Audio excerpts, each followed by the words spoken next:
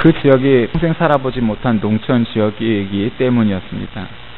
그런데 그 중에 하나가 굉장히 지금도 인상적인 경우가 있었는데, 그거는 농촌에서의 문제가 아니고 대개 할머니들이 많은 이 권사님, 집사님들이 기도할 때 보면 꼭 하는 말 중에 하나가 인과 신앙이라는 말이 있었습니다. 전 대학원을 졸업할 때까지 우리 교단에서 인과 신앙이라는 단어를 들어본 적도 없었습니다.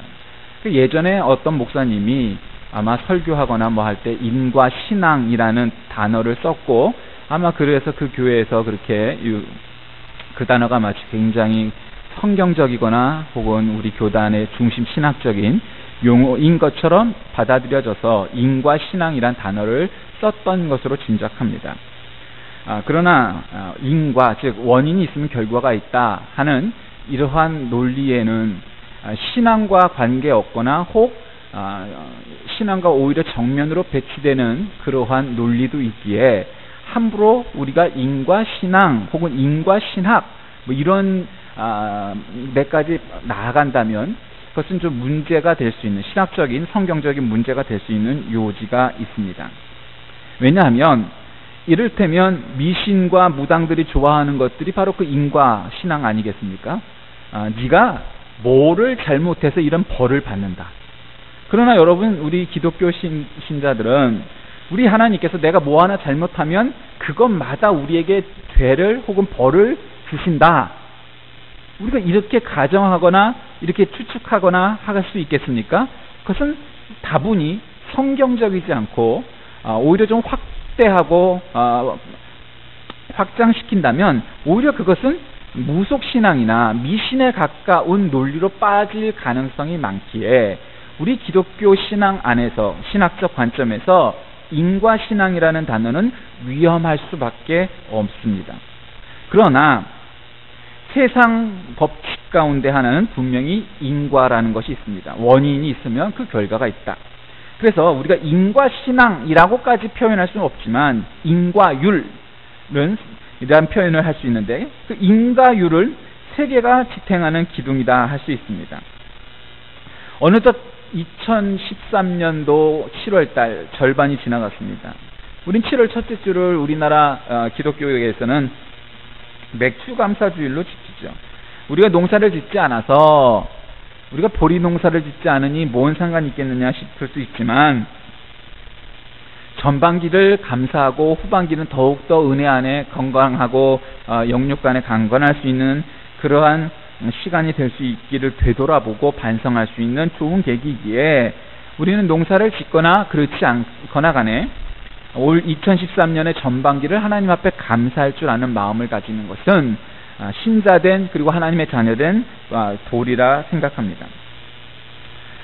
철의 여인 마가렛 대처를 여러분은 잘 아실 겁니다. 얼마 전 영화로 나와서 그 영화가 굉장히 히트하게 됐던 바로 그 여인입니다.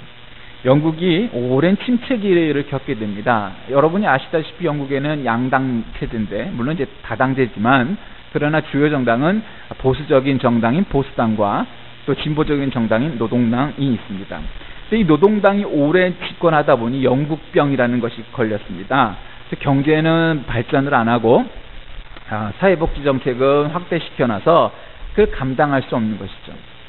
그래서 영국 그 경제를 구원하는데 바로 이 마가렛 대처가 투입이 돼서 아주 장기간 집권하면서 이 영국병을 고치게 됩니다. 그런 신자유주의와 도덕적 보수주의로 표현되는 그러한 정치 철학을 가진 사람이었습니다. 인종폭동과 노동자 파업의 무력 진압, 국제적 전쟁의 촉발, 교육, 의료 등 공공 부분에서의 감축, 대규모 실업, 환경오염 문제의 확산 등 수치적 기준에서 성장이라고 표현된 것들 뒤에 가려져 있던 여러 가지 문제점들을 이렇게 커져가고 있고, 결국 그것이 경제를 어느 정도 살리는 데는 성공했으나 결국 총리직을 사임했던 사람이었습니다. 그 이후에 영국은 대처만큼 강한 영향력을 발휘하는 그러한 노선이 생기게 되는데, 그 길을 주도한 사람이 바로 토니 블레어 총리입니다. 그의 길을 설명한 책이 바로 앤서니 기드슨이라는 사람이 쓴 제3의 길이라는 책입니다. 오늘 설교의 제목이 제3의 길입니다. 89년 이후 동구권이 몰락합니다. 여러분 우리 어렸을 때는 소련, 중공 우리가 그렇게 불렀던 나라들이 지금은 러시아, 중국 이렇게 부르게 되었습니다. 우리가 자유중국 혹은 중국이라고 불렀던 나라는 타이완, 대만이라고 불려지게 됐습니다. 단지 그 나라들의 명칭이 바뀐 것이 아니라 얼마나 시대가 많이 바뀌었습니까? 제가 중학교 때 그 당시 표현으로는 중공제 만년필, 히어로라고 이렇게 쓰여져 있는, 지금도 있는가 모르겠습니다. 그런 그 중공산 만년필을 갖고서 뭐 미국산 파카 만년필이 훨씬 좋았지만 중공산 만년필이라는 것 하나만으로도 정말 신기했습니다. 제 평생 처음으로 중공에서 만든 제품을 손으로 만질 수 있었기 때문입니다. 근데 여러분 요즘 우리나라 제품이 많을까요? 중국산 제품이 더 많을까요? 아마 모르긴 몰라도 비중으로 따진다면 중국산 제품이 더 많을지도 모를 것 같습니다. 이제는 너무너무 흔해진 시대가 되었죠. 그 이야기는 이제는 자본주의냐 공산주의냐 하는 체제가 예전과 같이 그렇게 철두철미하게 지켜지는 시대가 아니라 경제적 논리로 따져지는 시대가 이미 되었다는 겁니다. 여러분 지금 중국이 G2에 오르기까지 등소평, 덩샤오핑의 흑묘, 뭐 백묘 정책, 그러니까 검은 고양이든 흰 고양이든 쥐를 잘 잡는 것이 좋은 고양이다 하는 그런 중국 특유의 실용 정책이 성공한 까닭이라고 생각할 수 있습니다.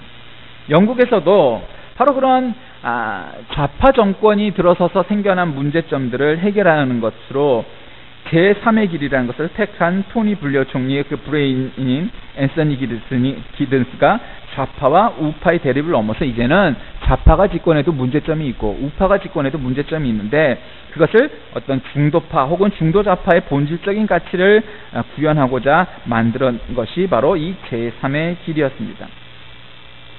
그래서 오늘날의 시대는 이제는 뭐 수정자본주의 시대를 넘어서 뭐 자본주의 3.0 뭐 이런 단어를 쓰는데 어쨌든 그런 게 중요한 게 아니고 오늘날 중요한 것은 뭐냐면 이게 자본주의냐 공산주의냐 하는 어떤 이데올로기적 차원에 있어서의 선택과 판단의 문제가 아니고 이제는 그런 것을 뛰어넘고 종합하고 융합하는 그런 변증법적 발전을 해나가는 시대가 되어야지 우리가 교조적으로 나는 자본주의다 나는 공산주의다 뭐 하는 것을 목숨 걸고 지키는 것이 이제 별 의미가 없는 시대가 되었다는 겁니다.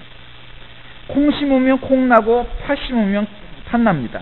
여러분 성경이 또 가르쳐주는 인과율은 어떤 원인 상태에서 어떤 결과가 필연적으로 나타나는 것을 인과 혹은 인과성이라고 말합니다.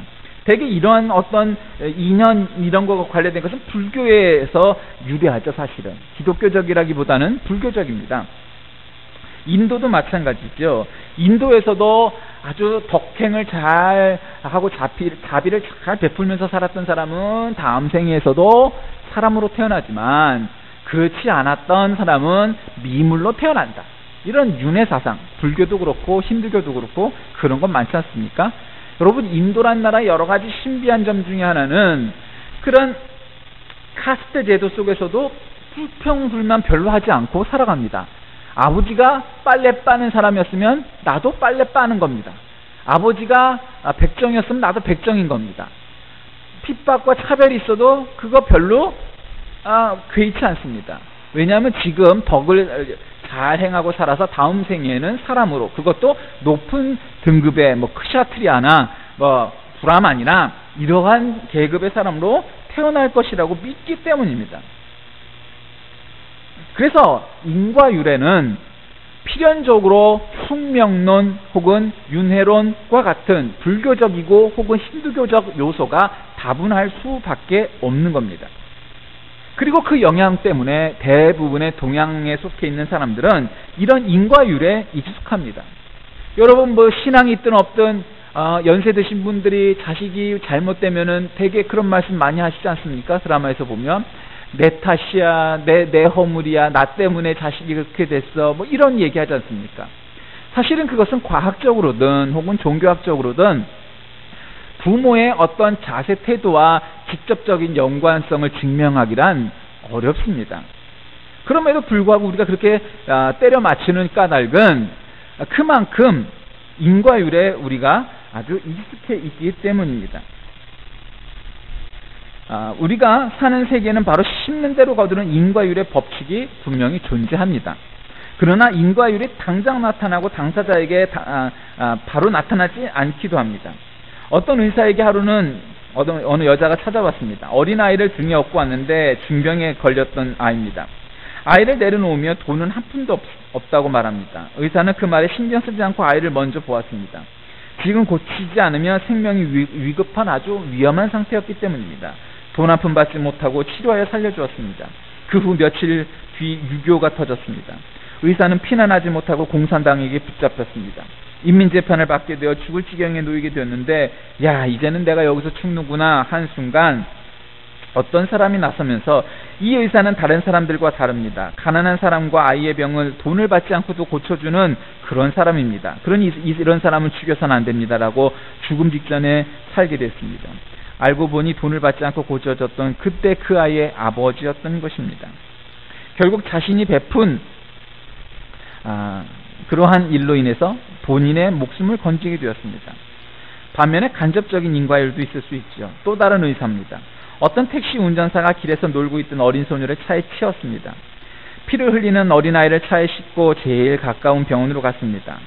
그러나 그 병원에서는 보호자의 동의가 없고 보증금이 없으면 입원 치료를 할 수가 없다고 받아주지를 않았던 겁니다. 또 다른 병원도 마찬가지였습니다. 결국은 그 소녀가 죽게 되었습니다. 택시기사는 경찰서로 가 이 사실을 말하고 슬피 울었습니다. 그런데 나중에 알고 보니까 그 죽은 소녀는 바로 처음에 택시기사가 갔던 병원의 원장 딸이었던 것입니다. 원장은 돈이라는 욕심 때문에 자기의 딸을 죽게 만들 수밖에 없었습니다. 이것은 부모의 잘못으로 자녀에게 결과가 돌아간 경우이지요. 물론 간접적이긴 하지만 말입니다. 물론 우리가 믿는 하나님도 이런 인과율을 강조하신 대목이 있습니다. 이스라엘 민족에게 계명을 주시면서 이것을 지키면 1000대까지 복을 받고 지키지 않으면 3, 4대까지 저주를 받는다 하셨고, 구약 성경에 특히 이러한 논리가 강조되었던 것도 사실입니다. 자, 그러나 우리의 구원은 인과율을 너머로부터 온다는 사실을 우리는 깨달아야 합니다. 구약에서 그것을 많이 강조했지만 신약 시대로 넘어오면서 우리는 오직 예수 그리스도 십자가의 보혈의 능력으로 말미암아 구원받고 살아가는 사람이기에 우리는 인과율 이상의 능력과 세계와 관점을 갖고 살아가야 합니다. 베드로가 예수님에게 질문을 던지죠. 주여, 형제가 내게 죄를 범하면 몇 번이나 용서해 주리까? 예수님께서 답하십니다. 7번뿐 아니라 7번을 70번까지 해라. 그리고 나서 비유를 드십니다. 10,000달란트 빚진 종의 비유입니다. 왕에게 10,000달란트 빚진 신하가 있었는데 왕이 그 돈을 갚으라고 합니다. 네 몸과 아내, 자식 그리고 모든 소유를 다 팔아 갚아라. 그런데 여러분, 사정을 알고 나면 이게 만만한 이야기가 아니죠. 달란트라는 것은 그 당시 가장 큰 화폐 단위입니다. 은으로 된 한 달란트는 3,000세겔입니다. 한 세겔이 당시 노동자의 4일치 품삯입니다. 금으로 된 한 달란트는 은으로 된 달란트의 15배 가치가 있습니다. 이걸 우리가 많이 들어온 하루 품삯 데나리온으로 계산하면 분명해지는데, 한 달란트는 6,000데나리온입니다.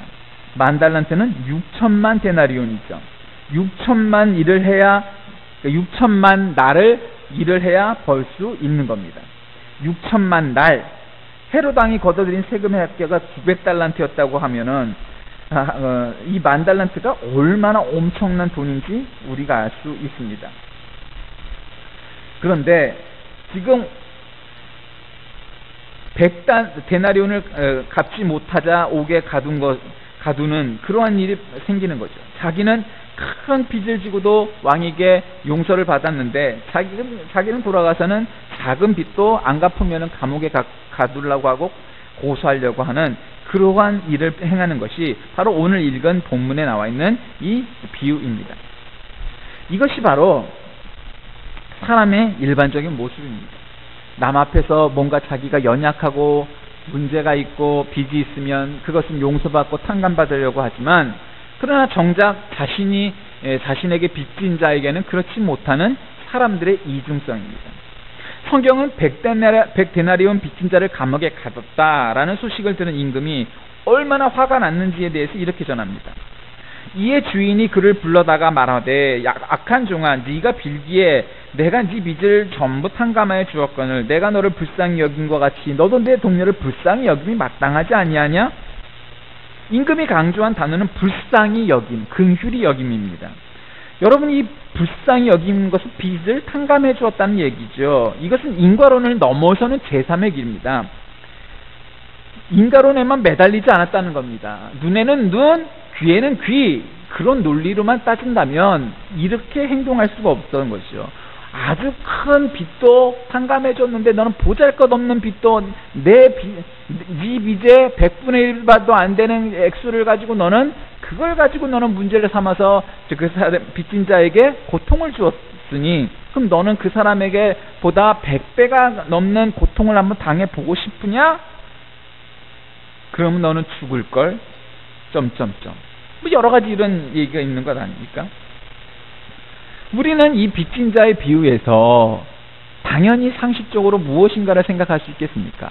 인과율 혹은 인과 아니면 눈에는 눈, 귀에는 귀 이러한 아주 말초적이고 1차원적인 인간의 본성 누구에게나 있을 수밖에 없는 그런 인간의 그러한 인과율에 대한 생각이 그 차원에서 머물고 만다면 우리는 진정 성숙한 사람, 성숙한 믿음, 성숙한 삶을 살아가는 사람이어서 우리가 확장되고 성숙해지고 발전하지 못하는 수준에 머물 수밖에 없다는 겁니다.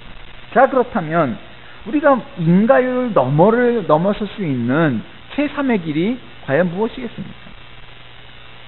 심은 대로 거둔다. 이것은 인과율이죠. 물론 그것도 하나님의 법칙 가운데 하나입니다. 그러나 그것은 낮은 단계의 법칙입니다. 만약에 여러분 우리가 죄를 하나 지을 때마다 하나님께서 그 죄의 벌을 물으신다고 한번 가정해 봅시다. 저는 가끔 우리 어렸을 때 미국 만화가 많았지 않습니까? 그 만화에 보면은 뭐 디즈니나 뭐 톰과 제리나 뭐 이런 만화 보면 뭐 이런 거 많이 나오죠. 한번 잘못하면은 그 상대방 그 동물을 갖다가 막 앞으로 뒤로 꽝꽝꽝 하면은 얘가 막 납작해집니다. 그래서 그냥 책받침처럼 납작해졌는데 나중에 걔가 막 당했다가 꽝 하고 하면은 다시 입체적으로 볼록 튀어나오게 되죠. 여러분 그런 만화 많이 보지 않습니까? 우리가 죄를 하나 지을 때마다 만약에 그렇게 인과율에 따라서 그렇게 벌을 받는다면 그 만화처럼 우리는 매번 매일매일 그런 일을 겪어야만 할 것입니다. 또 그거보다는 좀 높은 수준으로 하나님이 그렇게 유치찬란하게 그렇게 망치로 그냥 꽝꽝꽝 때려서 책받침처럼 만드시게 하겠어? 그러니 한꺼번에 묶었다가 어느 정도 단계가 되면 마치 물을 따라서 그 컵에 넘치면은 어느 정도 수준이 되면 물이 넘치듯이 우리의 죄가 그만큼만 넘치면은 우리가 벌 받게 되는 거야 라고도 생각할 수 있습니다. 아까 차원보다는 높지만 그러나 이 역시 인과율에 해당되는 이야기입니다. 그러니까 하나님이 우리에게 만약에 그렇게 하신다면 우리는 며칠에 한 번 혹은 몇 달에 한 번 아무리 늦어도 몇 년에 한 번씩은 또 그런 벌을 받아야만 할 겁니다. 그러나 우리는 그렇게 겪지 않고 삽니다. 여러분 우리가 그것을 어디서 또 깨달을 수 있겠습니까? 여러분 씨 뿌리는 자의 비유에 보면 우리가 씨앗 하나를 미라를 심으면 거기서 30배, 60배, 100배의 결실을 얻을 수 있게 되지 않습니까? 여러분 그것이 뜻하는 여러 가지 교훈이 있지만 오늘 이 인과율과 제3의 길 차원에서 그 말씀에 대한 은혜를 다시 한번 되짚어 본다면 우리는 하나님 앞에 한 가지에 자라는 선행의 씨앗을 혹은 믿음의 씨앗을 혹은 말씀의 씨앗을 뿌린다 하더라도 하나님 우리에게 30배, 60배, 100배의 열매를 맺게 해주시는 그러한 하나님임을 여러분 믿으시기 바랍니다. 여러분 오늘날 우리가 이 수준 2단계 여기까지 오는데 하나님은 우리에게 별로 간섭하지 않으시고 오직 내 능력, 오직 내 지혜, 오직 내 학벌, 오직 우리 집안 배경 이런 것만으로 내가 이 수준 2단계까지 올라왔다고 생각한다면 그것은 인과율에 얽매여 있는 사람에 불과하게 될 것입니다. 2013년 절반이 지났습니다. 여러분 지난 6개월 동안 여러분의 삶은 어떠셨나요? 물론 인과율의 법칙이 적용되는 부분 많습니다. 우리가 잘못하면 어려움을 당할 수 있습니다. 그러나 그 수준에서 머물면 안 됩니다. 우리가 하나님을 믿는다라는 까닭은 하나님을 믿는다고 말하는 성도가 되었고 하나님의 자녀가 되었다는 것은 그런 인과율의 차원을 벗어나서 제3의 길, 즉 아무것도 안 해도 하나님 당연히 우리에게 은혜를 주시지 우리가 뭐를 해야 돼? 뭐 극단적 칼빈주의, 칼빈주의가 그렇다는 게 아니라 칼빈주의 중에서도 아주 극단적 칼빈주의는 우리 구원받는데 하나님의 은혜를 받는데 우리가 할 수 있는 일은 하나도 없죠. 전적 구원, 전적 은혜니까 우리는 전적 무능력자고요. 칼빈주의 본질이 그거는 아니지만 그러나 그것을 그 논리를 극대화시켜서 우리가 구원받는데도 우리가 은혜 받는데도 우리가 할 수 있는 일은 아무것도 없어. 그러니 오직 하나님의 은혜를 그냥 하늘만 쳐다보고 비가 오기를 기다리듯 우리는 가만히 있으면 돼. 하늘만 바라보고 그렇게 사는 것도 안 될 것이고 그리고 웨슬리안 그리고 또 더 나아가 로마 카톨릭이 그런 논리 속에서 그걸 아주 확장시킨다면 하나님이 아무리 은혜 줄 마음이 있어도 사람이 해야지 사람을 통해서 하는 거야. 그러니까 그것을 더 확장시켜서 아주 극대화시키면 사람이 하는 거야. 그러면 아주 인본주의적인 것을 흐를 수밖에 없습니다. 이쪽이 옳으냐 이쪽이 바르냐 우리가 그런 차원으로 얘기해서는 안 됩니다. 새누리당이 옳으냐 민주당이 옳으냐 그것은 전라도 사람이냐 경상도 사람이냐 그 사람들은 무조건 1번 아니면 2번이겠지만 그러나 정작 정직한 사람은 그리고 정작 지혜로운 사람은 그리고 진정한 하나님의 사람은 항상 1번을 찍는 사람도 아니고 항상 2번을 찍는 사람도 아니고 때에 따라 지혜와 경륜을 통하여 제3의 길을 모색할 수 있어야 하는 겁니다. 그것이 진정한 대한민국 국민이 되는 길입니다. 여러분 정말 민주주의를 잘하는 나라 가운데 하나를 꼽는다면 저는 독일이라고 생각합니다. 그 나라가 왜 똑똑하고 정치를 잘하는 민주주의냐? 기민당원이나 사민당원은 있지만 대다수의 사람들은 적당히 기민당에게 맡겨서 정권을 주어받다가 때가 되면 그 주기가 대체로 한 10년쯤 짧으면 4, 5년 길면 10년이 넘는 세월 동안 기민당에게 맡겼다가 또 어느 정도 시간이 흐르면 사민당에게 맡깁니다. 영국도 마찬가지로 노동당에게 맡겼다가 보수당에게 맡깁니다. 여러분 그 까닭이 무엇입니까? 그게 진정한 민주주의와 그 민주주의를 바라보는 국민들의 정치성이 수준이 높기 때문입니다. 지금은 어느 특정한 정당을 목숨 걸고 지켜서 그걸 왜 목숨 걸고 지킵니까? 정당이 할 일은 목숨 걸고 나라와 국민을 지키는 것이기 때문에 국민은 올바른 선택을 해야 되는 겁니다. 그게 지혜자입니다. 여러분 제3의 길이란 21세가 된 이 시대에 어느 특정한 교조적인 논리나 사상이나 이데올로기나 신학에 우리가 빠지지 말고 이것의 장점을 취하고 또한 이것의 장점을 취해서 결국 제3의 길 종합적이고 발전적으로 정반합을 이렇게 하는 그 변증법적 논리처럼 우리가 더 나은 길을 나아가려고 노력할 때 우리가 발전할 수 있다는 사실을 깨달아야 합니다. 오늘 본문에 나와 있는 이 논리도 인과율에서 끝나버렸다면 여러분 그런 은혜를 우리가 받을 수 있었겠습니까? 우리가 무조건 하나님의 은혜를 하늘만 바라봐야 돼 해서 우리가 은혜를 받는 것도 아니요. 그렇다고 하나님은 제껴두고 이 사람이 해야지 뭘 하나님이 해주셔 하는 논리로만도 가능하지 않은 것입니다. 하나님은 우리에게 은혜를 주시는 줄 믿으시길 바랍니다. 그러나 우리가 또 나서서 열심으로 전심전력하여 일을 할 때 하나님께서 더 큰 은혜를 주심도 여러분 믿으시길 바랍니다.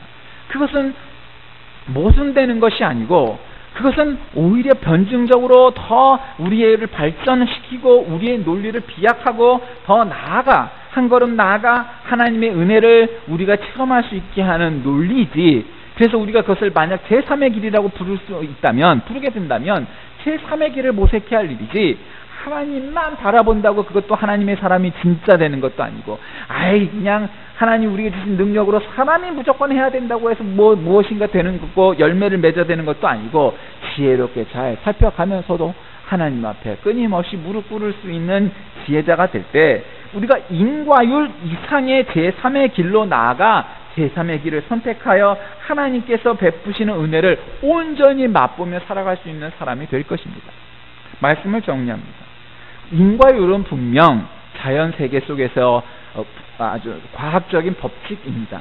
그러나 우리의 삶은 그러한 이성적인 혹은 과학적인 논리로 100% 설명할 수 없습니다. 오히려 50% 이상도 설명할 수 없는 아주 작은 부분에 불과합니다. 우리가 보지 못하고 우리가 느끼지 못하는 속에서도 착하게 살았지만 단명할 수 있고, 나쁘게 살았지만 장수할 수 있고 부자하게도 살 수도 있는 것도 인과윤리는 도무지 설명할 수 없습니다.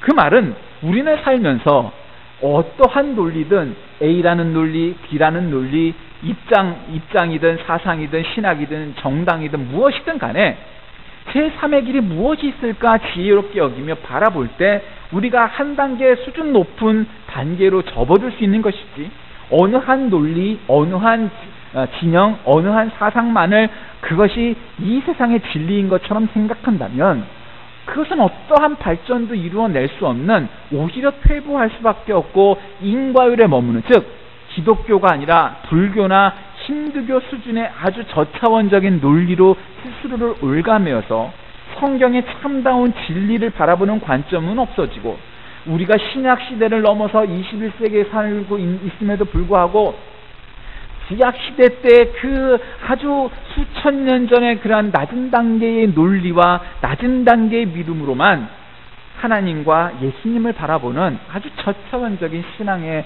수준에 머물고 말게 될 것입니다. 그러므로 과연 우리는 인과율을 넘어서는 제3의 길이 무엇인지 바라보며 참다운 믿음의 길로 살아 하나님께 인정받고 사람들에게 존중받는 저와 여러분 다 되시길 주의 이름으로 간절히 축원합니다. 기도하겠습니다.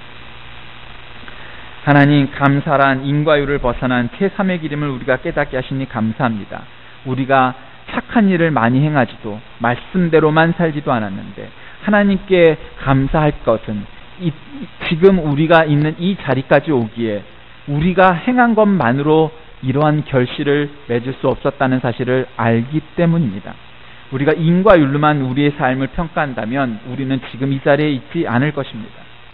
그럼에도 불구하고 오늘날 우리가 이 단계에 와 있는 까닭은 오직 하나님의 은혜임을 고백합니다.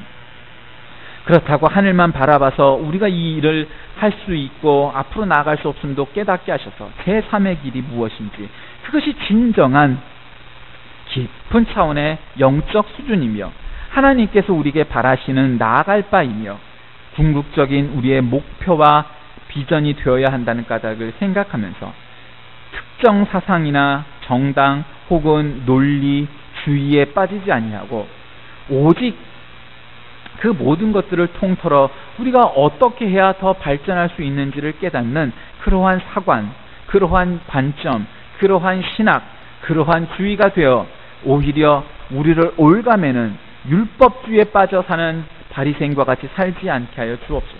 예수님의 이름으로 간절히 기도하옵나이다. 아멘.